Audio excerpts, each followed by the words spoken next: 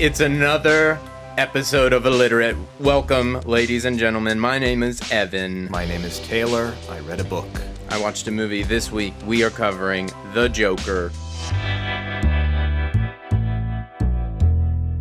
Finally, it's arrived. The Joker apocalypse.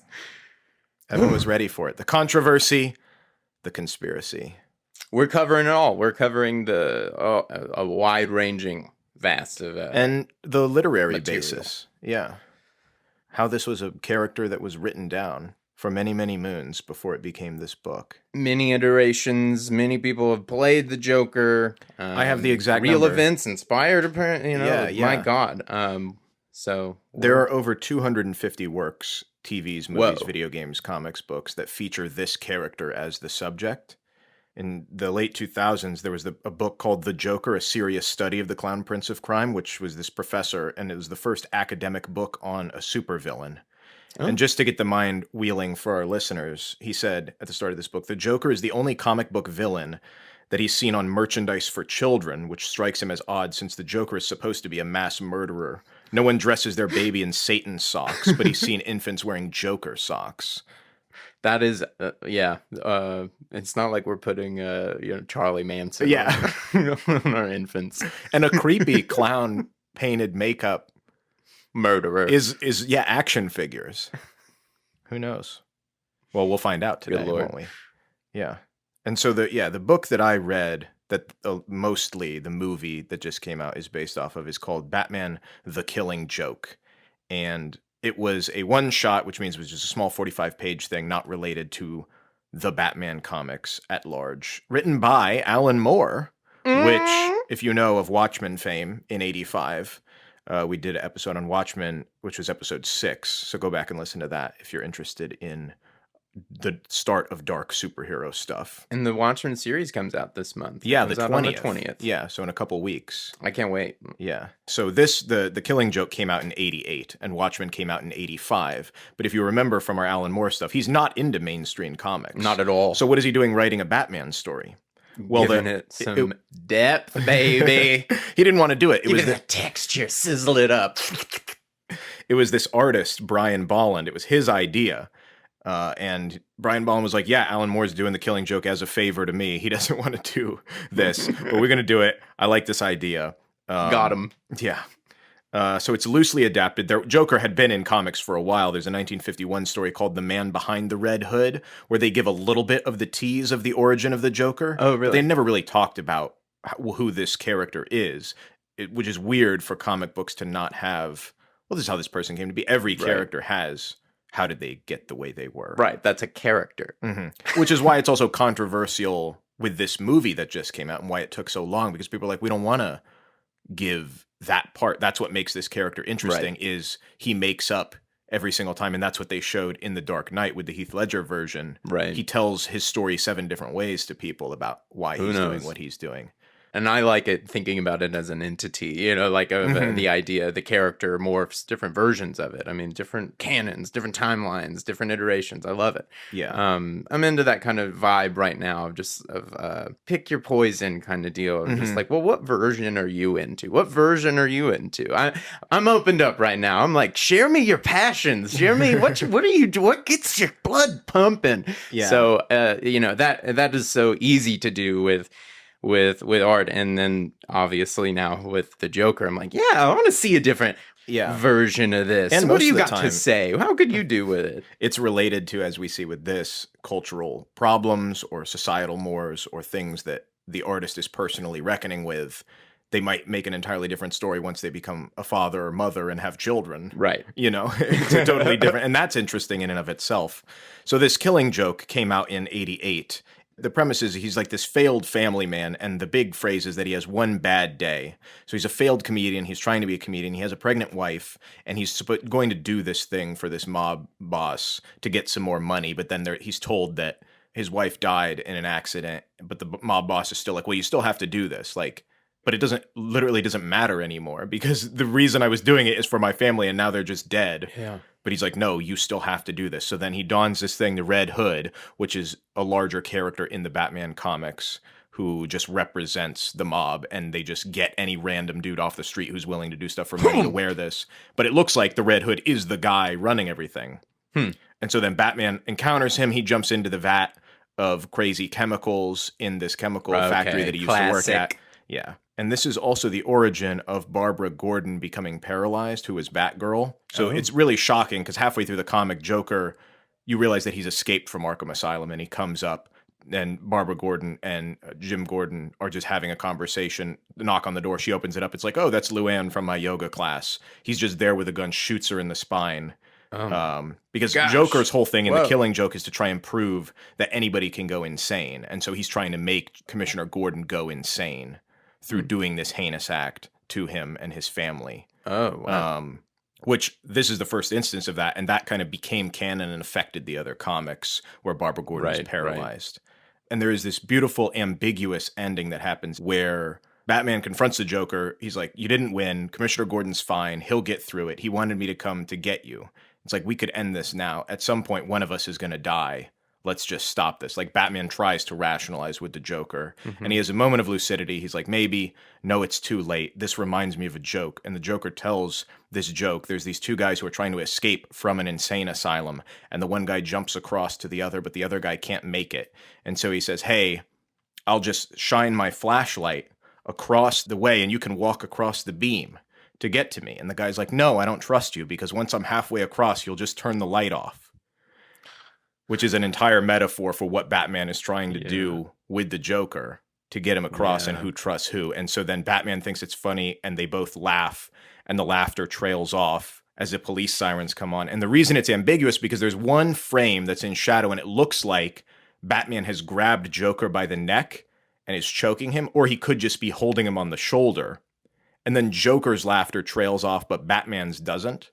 And so some people think, oh, that's why it's called The Killing Joke, because it's literally Batman realizing, oh, Joker's never going to change. I have to just kill him and end this, which doesn't make sense to Batman's character, but it's why it would be like the but it last... would be with what that character is supposed to be, it would be monumental for that character. And knowing Alan Moore, he would want to do something like that. He would want it to be so subtle that it is certainly what was intended by what I'm hearing and by what I know of Alan Moore. I'm like, yeah, I'm pretty sure that he would want it to be dark. Yeah, got him.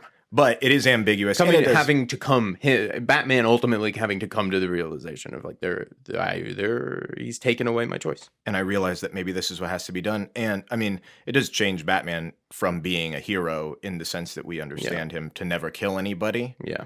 But that is what happens. And Alan Moore is super pessimistic about this. He's like, it isn't about anything that you're ever going to encounter in real life. They're not like any human beings. There's no important human information being imparted. Yeah, it was something that I thought was clumsy, misjudged, and had no human importance. He's just like, he still is grumpy old Alan Moore.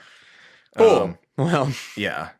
So the thing that the original Joker was based off of way back in the 40s was that film, The Man Who Laughs, which is this old black and white silent film that came out in 1928. And it was based on a book, because everything is based on a book. Everything. Which came out in 1869. And this is this guy, Victor Hugo, who wrote The Hunchback of Notre Dame, which is, again, similarly about this weird, disfigured, ostracized character in society who tries to reckon with that. And the novel is called The Man Who Laughs. It became a German expressionist film. It was supposed to be based on these other Hollywood films that MGM and Universal had been making in the 20s, these silent films. Yes. The Hunchback of Notre Dame was a film. Phantom of the Opera was a film. They were like, we like this track. This is before the big movie monster ones. But this one is way more artistic. And the guy who was the main guy was in The Cabinet of Dr. Caligari, if you're a movie buff. That was like the original one. So they got him. The story is about this guy's dad who was murdered by a jester in 1700s England. His son is given this twisted smile to remember it. And I'm going to show Evan a picture, and I'll put it in the show notes for everybody else to see. But it's a comparison of what this guy looks like and the makeup and the styling of him in this film and what the Joker looks like. And so that is, if you click on that link in the show notes. Wow, yeah. That's pretty scary. Yeah. Wow. What I thought was interesting was the guy That's pretty amazing. Yeah. The guy who did this makeup, Jack Pierce, for this film, then became the guy who did all the monster stuff. So he was the guy who came up with Frankenstein, the classic Boris Karloff one, The Mummy, Wolfman, Dracula. He did all those that classic makeup. Looks. All those looks we know. Yeah, started with this, which then is very, very similar to the Joker. But the Joker was not always like the representation that we see that you saw this week. The representation that I saw, and we won't go into major spoilers, but we will be talking about it. So if that matters to you, just I guess a fair warning. But the Joker I saw, this is a man riddled with mental illness. They really make a case for mental illness in this film. He's living with his mother, working as a clown that kind of gets rented out around town to advertise or parties, all these different kinds of things, and it's going really terribly.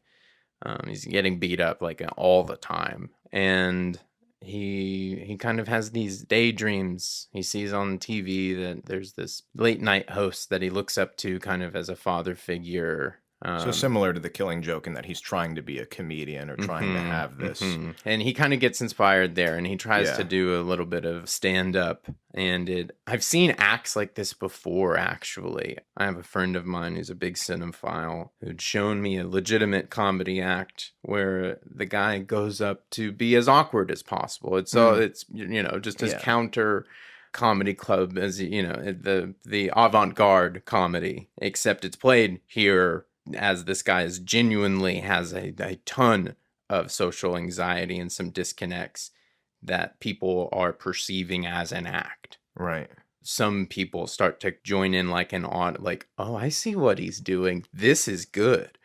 Not knowing the real person. Yeah, not knowing what's going on at all. And put the audience, put myself in an odd, really odd place to be, of like feeling like I'm on two sides of a box of just like, well, which one am I going to fall in? What do you think is the big controversy that people have with this film? I'll say, I've never been more glad that I do this show than this film, this episode, this material, because I really did not want to see this movie. The last few weeks of publicity for this film really turned me off. I thought there were some blatant attempts at manufacturing drama, manufacturing publicity. I'm sure Joaquin Phoenix walking out of an interview because of him being questioned about the content of the film. Should we be talking about mental illness and its link perhaps with violence and in a socio-political climate such as the one we're in now, where he storms out and then eventually comes back to. But the whole idea is like kind of purporting the thought that Warner Brothers had not thought that this question would ever be asked. Yeah, which is preposterous. It's impossible. And I thought, well, see what happens. But they just kept digging that hole. The next week he's on Jimmy Kimmel, Joaquin Phoenix is, and they play a clip of surprising him with something, and as if there's footage of him, they show it of him berating the cinematographer of the film, just cursing at him. Except the difference, we've seen this before. We've seen Christian Bale curse at the Terminator cinematographer. I'll never work in this town again. This isn't that. This is not a cell phone off to the side of set. Somebody snuck it. No, this is the camera roll. This is from the movie.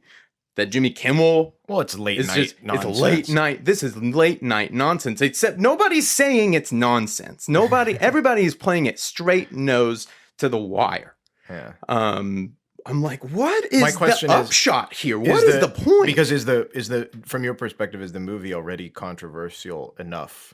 Yeah. And that's why you're like, well, I think this is strange that they would up the ante because they're afraid that it's not going to get the controversialness that we want. I'm trying to understand their thought here. I'm trying to understand what they think this would get them or what point they're trying to make. I think their film says plenty about plenty. About plenty. My God. So I'm trying to think. I don't think they made that much more money than they would have made had none of this publicity happened. If he had just gone out, a normal show, whatever, he's just being weird on Jimmy Kimmel.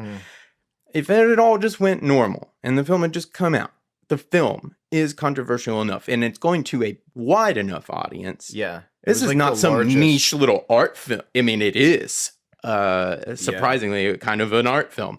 But this is going to the biggest audience you can have. Yeah. It was always going to be number one this weekend. It was always going to be one of the biggest films of the year. After seeing the film, I was never more convinced that they knew exactly what they were doing. It's they comment directly on the media and on the wealthy, and on the and how money and capital is used to turn people into profit, turn stories into profit, and nobody cares who they are, what the truth is.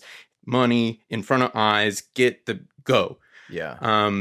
So these people know exactly what they're doing. I just don't know what they're doing in my life. It looks like a multi-layered, around me. Yeah. Well, we're going to talk about how Joker has had a history of controversy in his making, and then kind of also how life imitates art, imitates life in what this movie was inspired by film-wise, which was also based on something literary, which also happened in real life, which then inspired something else to happen in real life. This is an Alice in Wonderland tunnel. Yeah. And we don't brief before the shows, really. Like Taylor tells me a couple things that are, but just by the 2 sentences he says about things, I go, what in the world kaleidoscope am I about to walk into? This is bananas. This is stuff I've never heard. So we're going to start with the history. Starts in the Golden Age in the 50s, like with our Stan Lee episode, which is episode 11. If you want to know about comic books in general, go listen to that. We plug in all the other episodes today. But there's backstory. So Golden Age is the 50s. This is where he appears. Everything's connected, Taylor. I just want to say everything's connected. Sorry, go ahead. It's all coming together. So Batman was in Detective Comics originally, but then Batman got his own series just called Batman. Right. And so Joker was in the first issue of Batman, which was in April of 1940. Since the beginning. Now we got the Joker as his first villain. He was originally a remorseless serial killer who had Joker venom, who was killing people. Joker venom. And he was going to be killed off in that issue because they didn't want to make Batman seem so inept that there would be this villain who then continues on into the next, in the next thing. But the editor said, no, we got to keep him for later. They shoddily put in one last panel where it looks like he got stabbed and died, but then he comes back and then the issue ends. Whoa. So then he appears sporadically in the Batman comics, and now we're moving into the Silver Age in the 60s. We get his origin, which is that Red Hood story that I said. Yeah. But it's not Alan Moore. Yeah, not the Alan Moore one in the Killing. That one came out in the 80s. But you mean the original? Yes. Sorry, just the fact that he wore what the Alan Moore one is referencing. Right. My apologies. Yeah, no, that's okay. But that came about a decade later from when the Joker appeared. For 10 years, nobody knew who this guy is or how he became the Joker. But the problem is, starting in the late 50s, he becomes more of this goofy prankster because of the Comics Code Authority, which we talked about, where they can't have any drugs, they can't, it's all changing. So, and it was shifting to children reading it as opposed to the pulpy, smutty crime stories. Right. Cesar Romero in the 60s with the Adam West TV show, that was still very... Pow! Zap! Zoom! Yeah, and Joker's this goofball that was still going on. The mustache. The mustache that he painted over. Didn't shave it's weird. It made me want to scratch my face. Yeah. Luckily, that ended in 68, so you don't have to scratch your face for Luckily, too long. That ended. But along with interest in comics, going down at the end of the 60s. So then in 73, this is the Bronze Age, Joker had not been in a single comic for 4 years.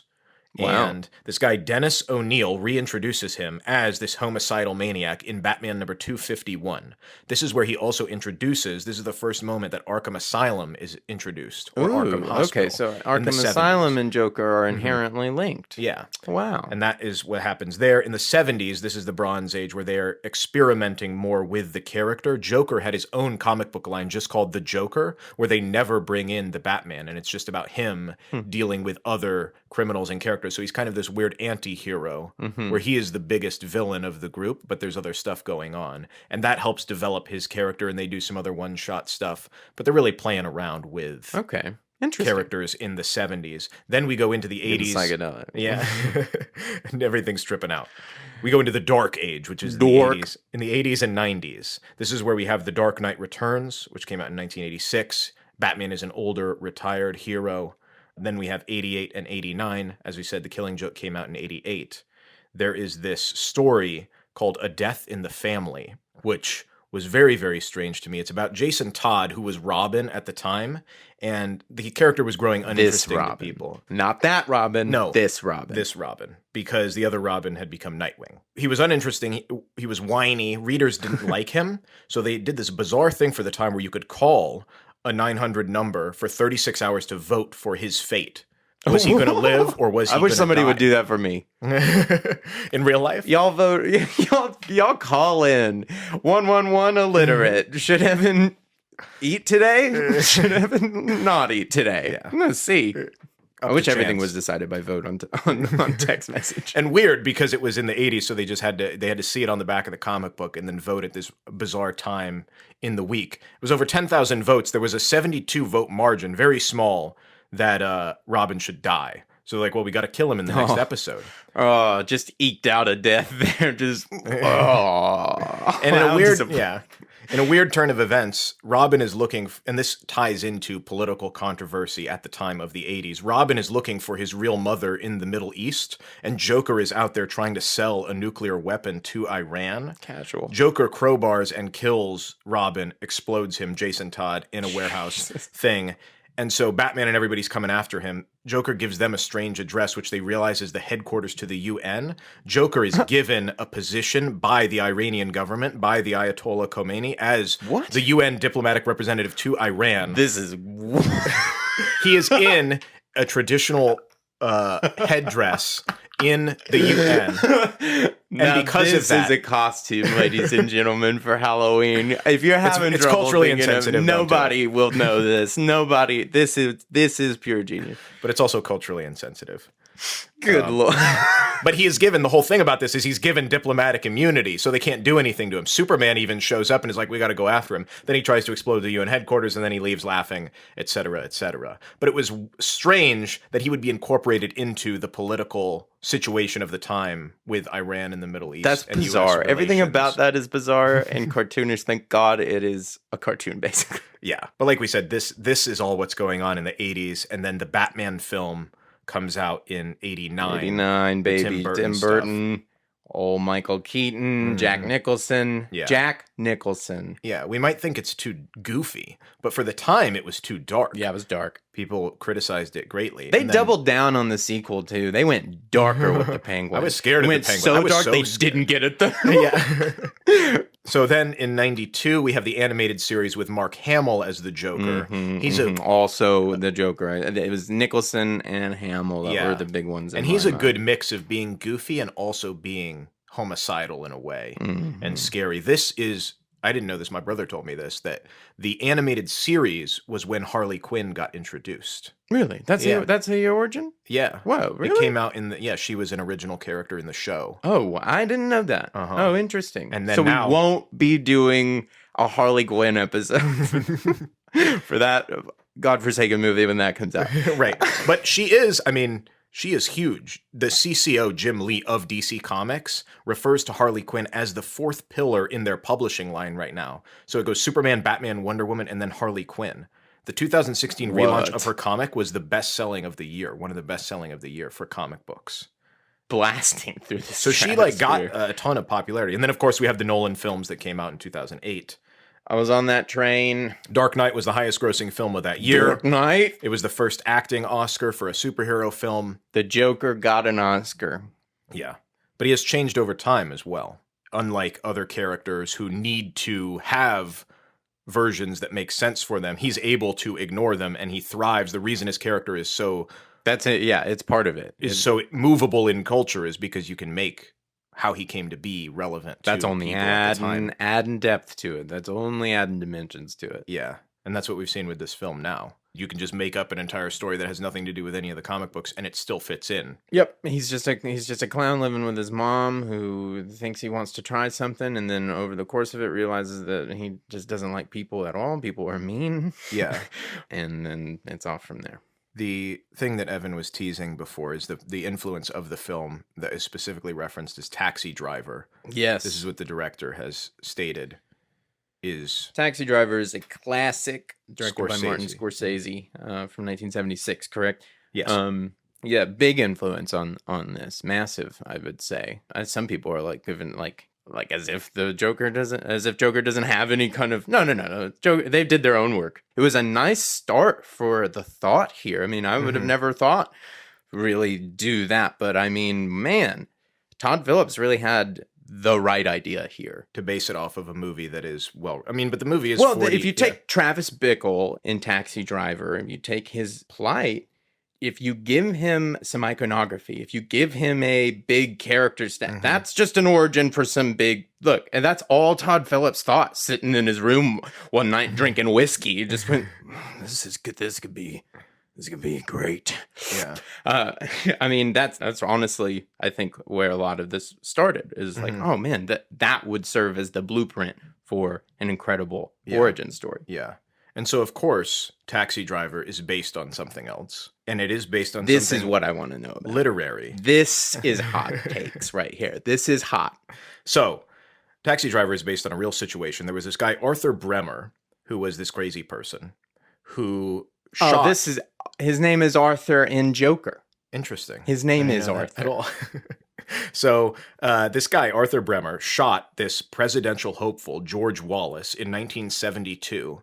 This guy just went out and shot this guy on the campaign trail, and his diaries were found covered in like cellophane and plastic in a suitcase. What? In a viaduct, like underneath a bridge. What? That's amazing. And about just like his reasoning behind it, which has nothing to do with political ambition. It's just how people are treating him and fame and fortune, and he's a bit off the rails. Gosh. In relation to the Killing Joke he left Wallace permanently paralyzed from the waist down, like Barbara Gordon in The Killing Joke. Oh, wow. Yeah, like I said, and the book, his diaries got published as a book the year later in 1973. It's called An Assassin's Diary, and I'll put a link to it in Amazon. It's kind of madness. This is spooky stuff right here. But he got 35 years in prison. So that happened in 1972. Taxi Driver, which is loosely based on that, comes out in 1976. And then there's another guy, John Hinckley Jr., the guy who tried to assassinate Reagan in 1981, said he was inspired by Taxi Driver. Oh, God. Which is inspired by that guy. Bringing it right back around. And then The Joker, which came out this year, is inspired by Taxi Driver, which they think, according to the controversy, is going to inspire people to do other heinous acts. Right. That was the whole idea. It was on the lead up to opening weekend. It was like, is something going to happen in the theater after the Aurora shootings at The Dark Knight Rises? Yeah. That people think that it's going to incite. And that was the part of it that was distasteful for me, honestly, about all of the stuff. Is just like, I mean, was Warner Brothers and Todd Phillips and all of these people really discounting the possibility that violence could ensue? I mean, I think that's just a bit cavalier. Well, especially now that we see that like art imitates life, imitate life in a never-ending cycle. Continuous dimensions. I mean, a lot of aura has been brewed over the death of Heath Ledger. Because a lot of people like to assign some responsibility onto the character, and I think that has fueled a lot of the Joker fandom since. Turned it into this weird thing. If you start thinking of Joker a little bit more than a character and more as like this thought entity that's passing over through humans and beyond, it's fascinating. I think, that honestly, claiming lives. Part of the controversy as well, which people might not realize or understand, is like the Joker is a character alongside Batman, and when you have, I mean, if you've seen the trailer, it appears a little bit, but we won't go too much into it in relation to the movie. But if you don't have Batman in there as a part of the duality, like the character from its start had no desire for criminal goals like money or power. His design was only to continue the game with Batman. And there's been a lot of offshoots in the comic book series. There's one in 1994 called Going Sane, where he tries to lead a normal life after Batman dies, only to become his old self again when Batman reappears. There's a series called... That's cool. Yeah, there's one that came out in 2017 called Batman White Knight, where the roles are reversed, and because of Thomas Wayne dying, Batman goes insane, and Joker tries to stop him. So it's like they're always in parallel, and that's why they're dubbed the best hero-villain combo. And that is continued in this film. I don't know if I want to spoil that. No, but just it's interesting to talk about how... They carry the torch there. Yeah. They keep them interlinked and interwoven. That without that Batman... expanded it. It's cool. Without that Batman subject as well, it becomes... What is it speaking to? You do have to have that duality, and that's been a huge part of a character and played around with the character Man, I remember there was this fan film. Well, I don't even know what the object of it was. Now, this was like mid 2000s. I was all over. I was geeking out over this piece of. I think it's called Batman versus Alien versus Predator. Yeah. It's live action, and this has money put into it. It was a special effects artist. So, man, these characters look. This is movie quality stuff. Almost. Almost. And it opens as like a typical Gotham night. Batman's finally got Joker. He's escaped out of Arkham Asylum, and he's got Joker, and he's in the middle of apprehending him, and Joker goes on waxing prophetic about how they're interlinked. Is like people like you made me. That was a version of Joker.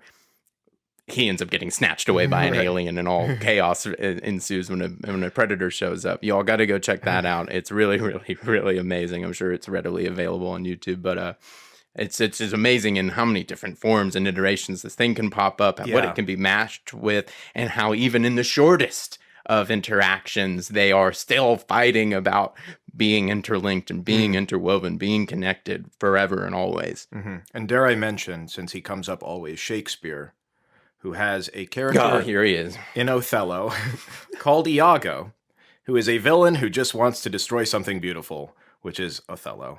He is jealous of being passed over for a lieutenant position and jealous of Othello, and he goes on this rampage to try and destroy everybody's lives with no actual evidence that any of the things have actually been done to him. He is notable for his mistreatment of women, a la Harley Quinn. He double crosses his confidant, Rodrigo. He has considerable intellect, he is amused by other people's suffering, and he has a mysterious past that nobody knows, and he tends to get away with things by being jovial and smiling. There was an interesting thought presented in the film. The laugh, the actual laugh being, taking the idea of the laughter, the comedy, taking the comedy out of it. What if the laughter is more inherently part of his character in a way that we had not explored before? And this film goes there in saying that perhaps he has a neurological condition when he reacts to certain social interactions that it spurts laughing fits. And he actually has a card that he has to, while he's just like cannot contain himself, he has to hand to people. And because it's Joaquin Phoenix, it's an incredible performance, and it's really, really easy to empathize with him. And this is how the movie is really kind of starting. That was a dimension of an aspect, inherently part of the character that I had never seen or even thought of explored in such a fashion. I was really, really interested by that. They bring up the thought: is it real? Is it not? They present that very lightly in the film. Personally, I think it's real. But I don't, I think it's interesting that I like when films let there being a conversation about that, and it is really talking about it is getting at the point of on the other side of it, how do we respond? How do we react? How does society react to people like this? To people who have conditions, to people who have a plight, who have really interesting thoughts that I'm glad personally are being for this version broadcast to the widest possible audience. Yeah. This is not the end all be all of any intellectual conversation on any of these things, because this is the harrowing cautionary tale. Right. Yeah. This is no example for any, but what it is doing is bringing up heavy big questions that we ought to be asking ourselves. And our youth ought to be asking themselves. And that's the beauty of great characters, is that you can plug them into all different sorts of situations, and they can have a relevance to what we need to talk about right now. This was a beautiful dimension brought into this character, and it makes you want to align with him more. It makes you empathize with him. Yeah, I was really, really into that idea presented. That was a really, really fresh idea. Cool. This was cool. Yeah. Like I said, I've never been more glad that I was forced to watch a movie because of this show. Hopefully we're forcing our listeners to watch things or read things or think about things. I hope somebody's thinking about something, baby. Or go see the Man Who Laughs from 1928, the silent check it film out. That Go see this photo. Check out our show notes. This is wild. And when you see that, think of all the big universal monsters. Like, that is what this guy, the guy that did this, he's responsible for all those classic looks that you're gonna see all month long. Right, on this spooky October. while we're at it, go ahead, let us know what you're reading, let us know what you're watching, what are you excited for, hit us up. At illiterate pod on Instagram. We want to know what you're thinking. All right, guys, this has been a blast. We'll come at you next week. Bye.